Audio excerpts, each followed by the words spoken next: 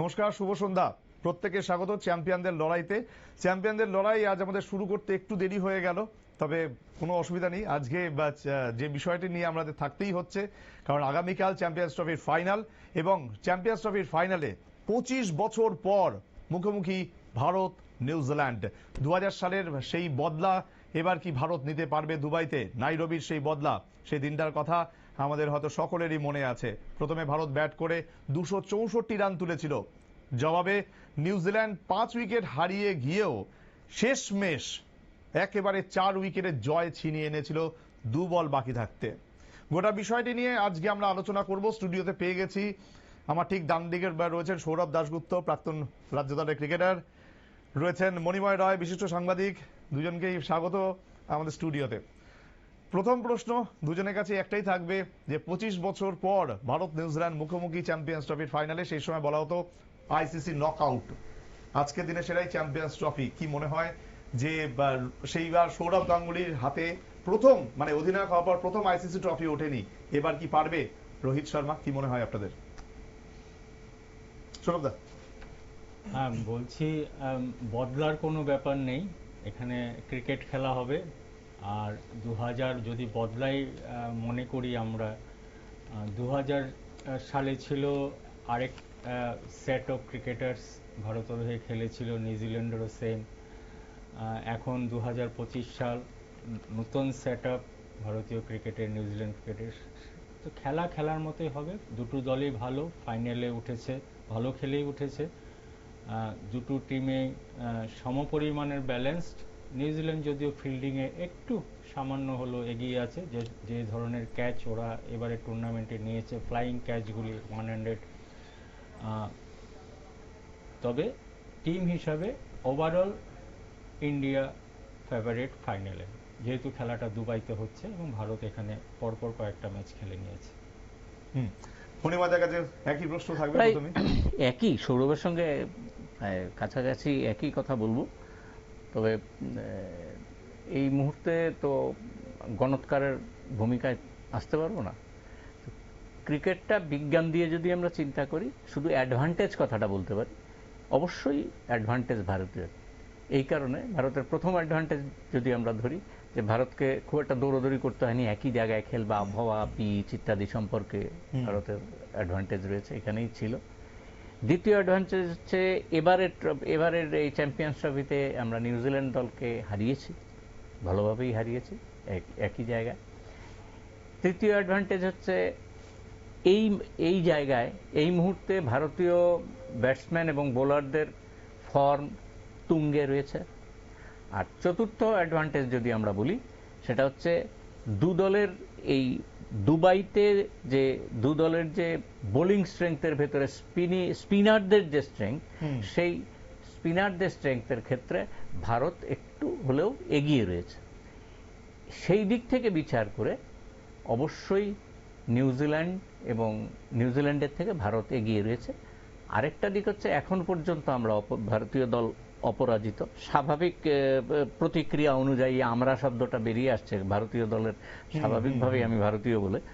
তো এই জায়গায় দাঁড়িয়ে এই নিউজিল্যান্ড একটি ম্যাচ হেরেছে এই পর্যন্তই, কিন্তু দু দলের শক্তি এই মুহূর্তে একেবারে সমান সমান অবস্থায়।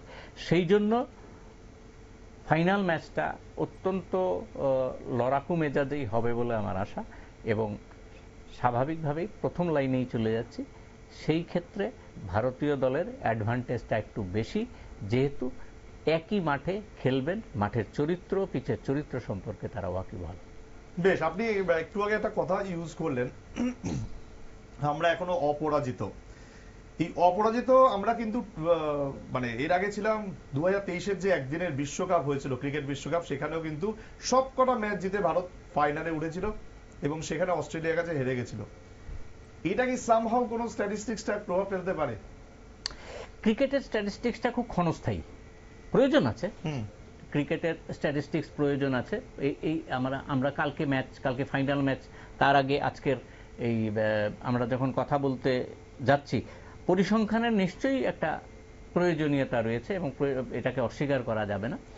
এবং 2000 সালের যে কথাটা আপনি বললেন, শুধু 2000 সাল না, এই আইসিসির যে কোনো টুর্নামেন্টের যে লড়াই, এই লড়াইতে কিন্তু নিউজিল্যান্ড ভারত থেকে কিছুটা হলেও এগিয়ে রয়েছে শুধু পরিসংখ্যানের দিক থেকে। কিন্তু এই মুহূর্তে চ্যাম্পিয়ন্স ট্রফির যে লড়াই, এই লড়াইতে আমরা এখনো হারিনি। যেটা বলেছিলেন যে লাস্ট 23-এর যে বিশ্বকাপ, 50 ওভারের বিশ্বকাপে 10-10টা ম্যাচ আমরা জিতেছিলাম, একটা ম্যাচই আমরা হেরেছি, সেটা হচ্ছে ফাইনালে।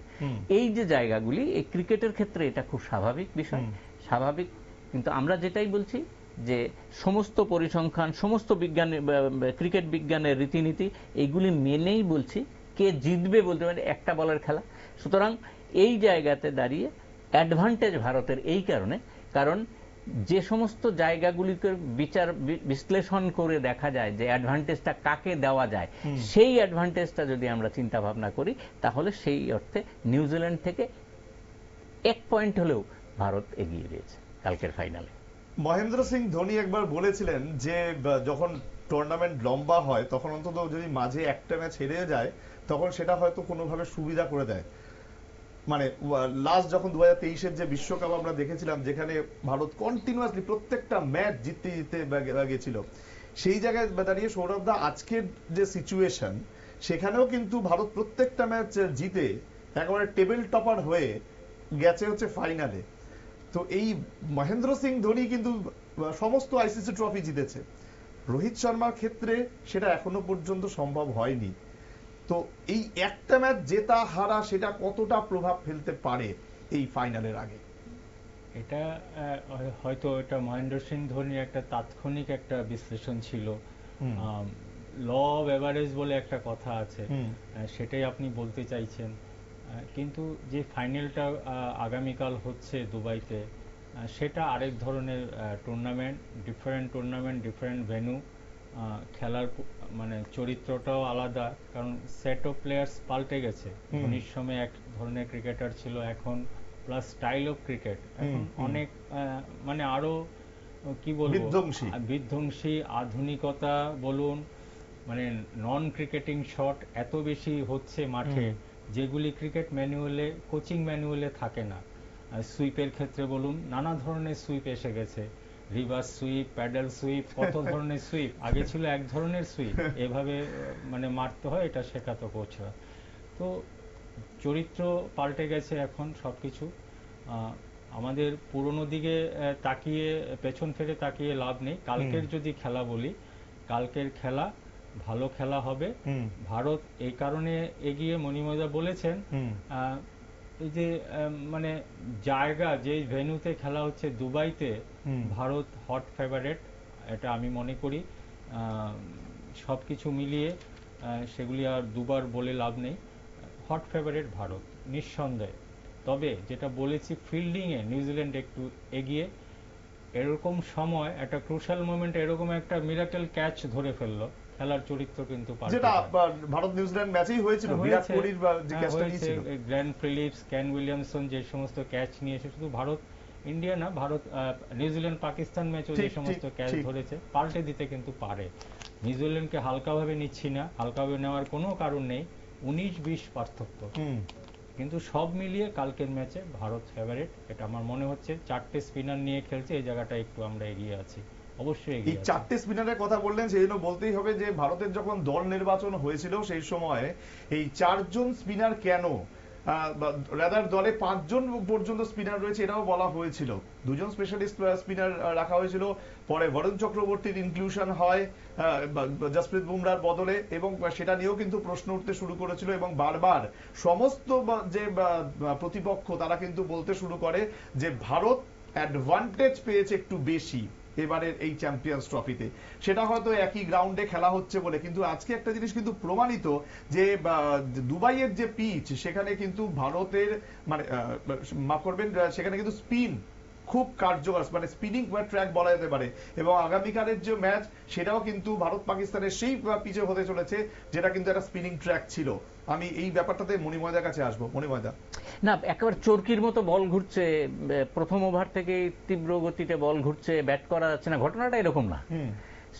ঘটনাটা হচ্ছে যে প্রথমত আবহাওয়ার সঙ্গে পিচের যে সংযোগটা ঘটানো হচ্ছে, সেখানে ব্যাটসম্যানরা তাদের সঠিক প্রয়োগ, করার ক্ষেত্রে বিব্রত বোধ করছেন, যাদের এই মাঠেই বিরাট কোহলি সেঞ্চুরি করেছেন, ঠিক এই মাঠেই বিরাট কোহলি আরেকটা ম্যাচেও প্রায় সেঞ্চুরির কাছাকাছি চলে গিয়েছিলেন। যদি ইনিংসে একটা 6 হলো না, একটা 6 মেরে দেখি, তো এই চিন্তা ভাবনাটা যদি না করতেন, আমার ধারণা আর কি, উনি কি ভাবছিলেন উনি বলতে পারবেন, তাহলে তো বিরাট কোহলি এখান থেকে বেরিয়ে আসার, সেঞ্চুরি করা ছাড়া আর কোনো উপায় ছিল না ওনার।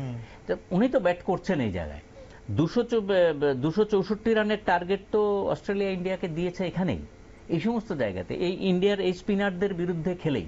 সুতরাং চরকির মতো বল করছে, দাঁড়াতে পারবো না ঘটনাটা না, ট্যাকটিক্যাল কতগুলি ব্যাপার আর টেকনিক্যাল কতগুলি ব্যাপার এখানে দাঁড়িয়ে যাচ্ছে, যার ফলে অনেকে ভয় পাচ্ছেন। যেমন আমরা একটা মাস্টার স্ট্রোক দিয়েছি, যেটা নিউজিল্যান্ডের বিরুদ্ধে প্রথম ঢুকিয়ে দিয়েছিলাম বরুণ চক্রবর্তীকে, এরপরে বরুণ চক্রবর্তীকে নিয়ে নানা রকম আলোচনা হচ্ছে। ইয়েকে অস্ট্রেলিয়ান যে ওপেনার ছিলেন উনি তো শেষ পর্যন্ত বিভিন্ন স্পিনারদের সঙ্গে কথা, ওদের প্রাক্তন ক্রিকেটারদের সঙ্গে কথা বলেছেন এবং ওর ফিঙ্গারের সিচুয়েশন জেনেছেন, ইত্যাদি করেছেন, কিন্তু তারপরে ওর দ্বারাই আক্রান্ত হয়েছেন। আমার মনে হয় সাইকোলজিক্যাল এফেক্ট হয়ে গেছিল ওনার পরিপ্রেক্ষিতে, পরে তো ম্যাচ হেরে কাঁদতেও দেখেছি। কিন্তু ঘটনা হচ্ছে যে এইখানে এই জায়গাতে দাঁড়িয়ে যে লাট্টুর মতো বল ঘুরবে, সুতরাং 60-65 ইনিংস পড়ে যাবে, এই ধরনের ঘটনা এরকম না, ঘটনাটা এরকম হবে না।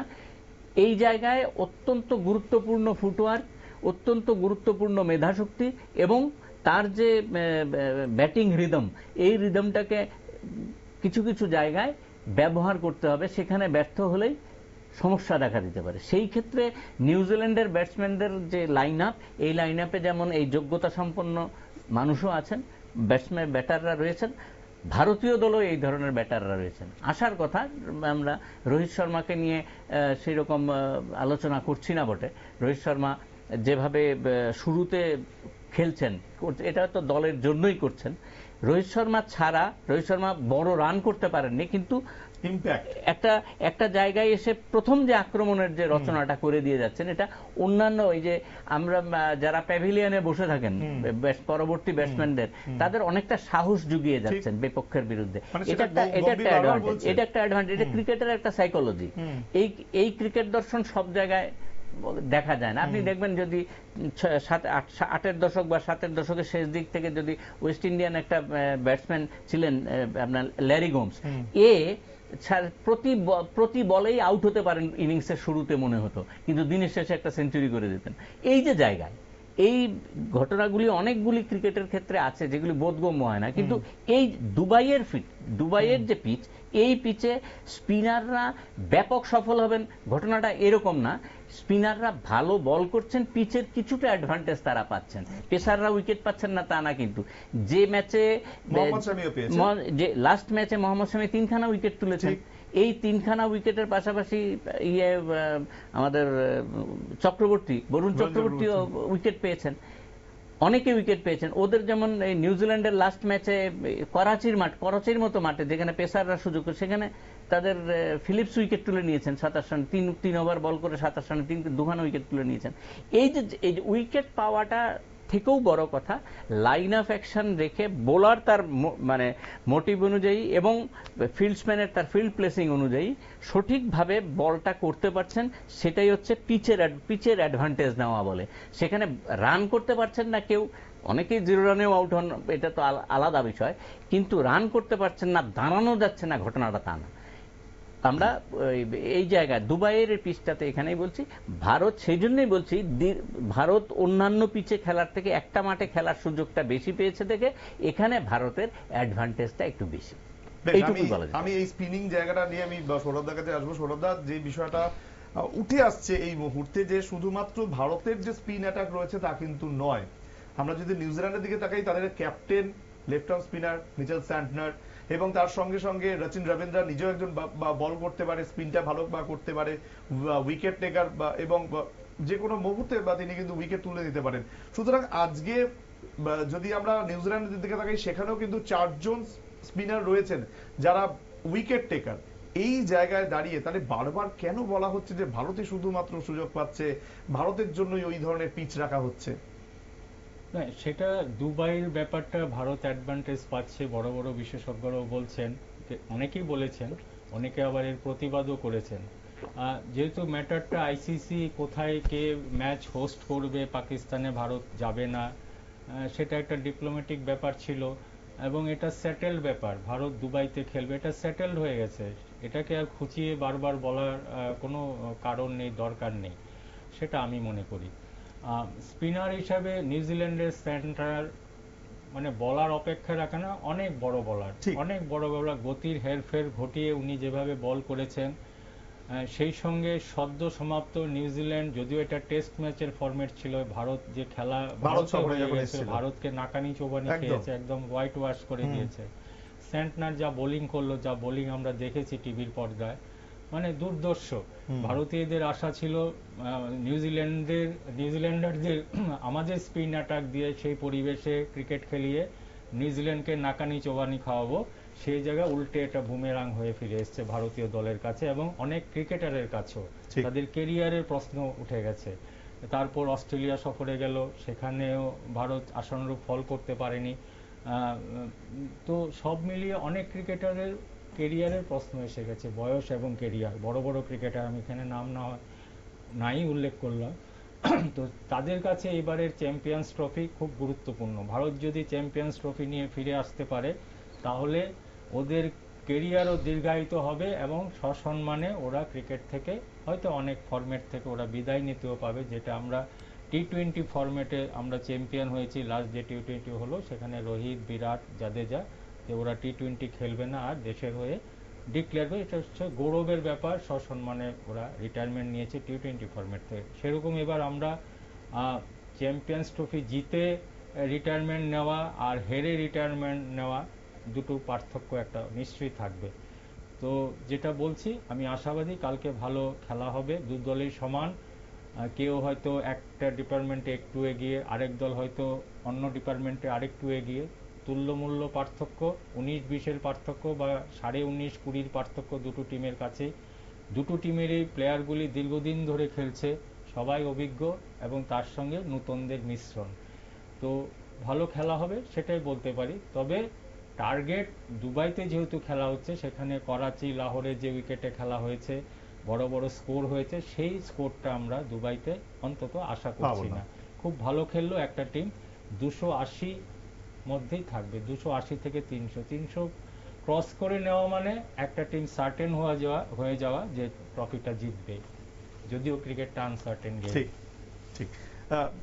পিচ নিয়ে অনেক কথা হয়েছে, যে পিচের কথা বারবার করে উঠে এসছে এবং সেই পিচে আমরা জানি যে আজকে পুরো মানে গত কয়েকদিন ধরে পুরো ঢেকে রাখা হয়েছে, পিচটা রোল করা হচ্ছে, ময়েশ্চারটা ধরে রাখার চেষ্টা করা হচ্ছে, বলা হচ্ছে যে ব্যাটারদের অনেকটা সুবিধা বা হবে।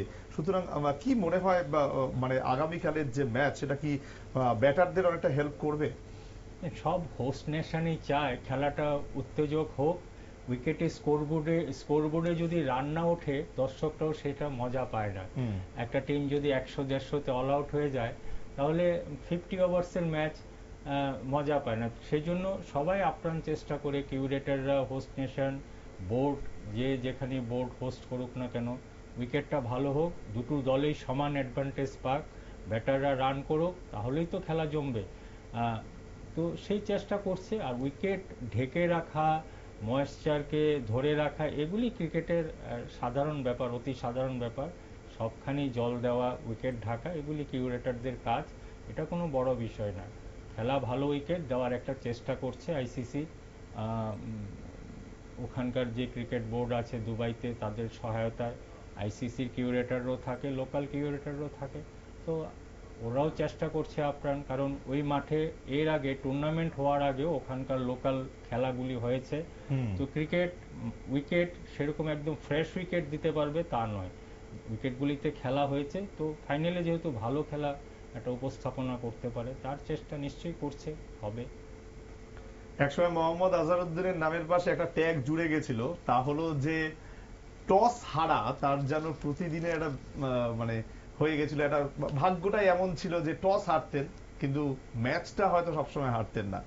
রোহিত শর্মার টানা গত 12টা ম্যাচে টস হেরেছেন, কিন্তু তিনি ম্যাচও জিতেছেন। মনিবাদের কাছে আসবো, কালকের যে ম্যাচ, সেখানে টস কতটা গুরুত্বপূর্ণ হতে যাচ্ছে? টস নিউজিল্যান্ডের ক্ষেত্রে গুরুত্বপূর্ণ। ওরা যদি টসে জিতে প্রথম ব্যাট করবে। হুম। কারণ রান চেসের ক্ষেত্রে ভারত প্রমাণ করেছে, রান চেসের ক্ষেত্রে ভারত চেস করে বেরিয়ে গেছে। লাস্ট ম্যাচেও আপনারা বেশ কয়েকটা ম্যাচই আপনারা দেখেছেন, পাকিস্তানের বিরুদ্ধে তো দেখলেনই, সবাই জানে। এবং নিউজিল্যান্ডের যা ব্যাটিং মানে গভীরতা, এই গভীরতা অনুযায়ী দেখা যাচ্ছে যে তাদের ওপেন থেকে শুরু করে মাঝখানে একটু সমস্যা থাকে, পরে আবার টেলেন্ডার দিক থেকে ফিলিপস এসে গেলে রানটা গতিটা বাড়িয়ে নেয়। আমার ধারণা টস সেখানেই গুরুত্বপূর্ণ। ভারতের ক্ষেত্রে খুব একটা চিন্তা ভাবনা করে লাভ নেই। ভারত একটা সময় দেখা যেত ভারত রান চেস করতে পারে না, বা অমুক জায়গায় পিচ হলে একটা টাইমে ভারতে, যেমন কটকের মানে বরবাটি স্টেডিয়ামের পিচে যারা দ্বিতীয় অর্ধে ব্যাট করেন তারা সমস্যায় পড়েন। ইডেনের ক্ষেত্রেও তাই হয়। ইডেনের ক্ষেত্রে সেকেন্ড যারা ব্যাট করেন, খুব কম ইনিংস আছে, একটাই শুধু সৈয়দ আনোয়ার আর এদের আরেকজন পেছনের দিকে, সৈয়দ আনোয়ার আর পেছন দিকে আরেকজন ব্যাটসম্যান এসে একটা ম্যাচ দ্বিতীয় অর্ধে ব্যাট করে জিতিয়েছিলেন।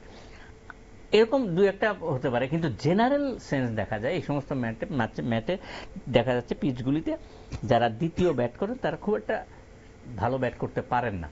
এবং কিন্তু দুবাইয়ের এই পিচটাতে প্রথমে ব্যাট করার, দ্বিতীয় ব্যাট করার ক্ষেত্রে ভারতের দিক থেকে কোনো সমস্যা হয়েছে বলে এখন পর্যন্ত বোঝা যায়নি, এই পর্যন্ত বোঝা যায়নি।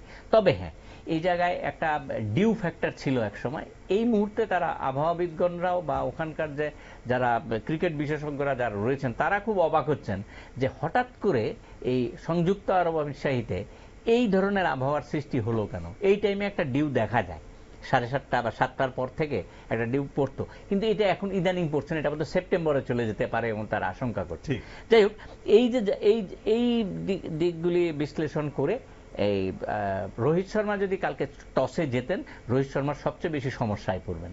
কারণ ক্রিকেটে আমি ব্যক্তিগতভাবে মনে করি টসে হেরে যাওয়াটা অ্যাডভান্টেজ বেশি, সিদ্ধান্ত নিতে হয় না। বেশ, টসে হেরে যাওয়া বা জিতে যাক, কিন্তু আমরা ভারতবাসী হিসেবে নিশ্চিতভাবেই চাইবো যে শেষমেশ চ্যাম্পিয়ন্স ট্রফি রোহিত শর্মার হাতেই উঠুক। সুতরাং সেই দিকেই আগামীকাল রবিবাসরীয় দুপুর বেশ জমিয়ে মাটন ভাত খেয়ে হয়তো আপনারা বসবেন টিভির সামনে। সেদিকেই গোটা ভারতবাসীর নজর থাকবে এবং সেই দিকে নজর থাকবে আমাদেরও। প্রতি মুহূর্তের খবর একেবারে শুরু থেকে শেষ পর্যন্ত সবকিছু কভারেজ আমরাও দেব। সুতরাং আগামীকাল জমিয়ে ম্যাচ উপভোগ করুন। আজকে আমাদের আলোচনা এখানে শেষ করতে হচ্ছে। একটু বলে রাখি, শেষ তথ্য হচ্ছে নিউজিল্যান্ডের যে পেসার হেনরি সম্পূর্ণ সুস্থ নন, দলে নাও থাকতে পারে। ঠিক, একেবারেই।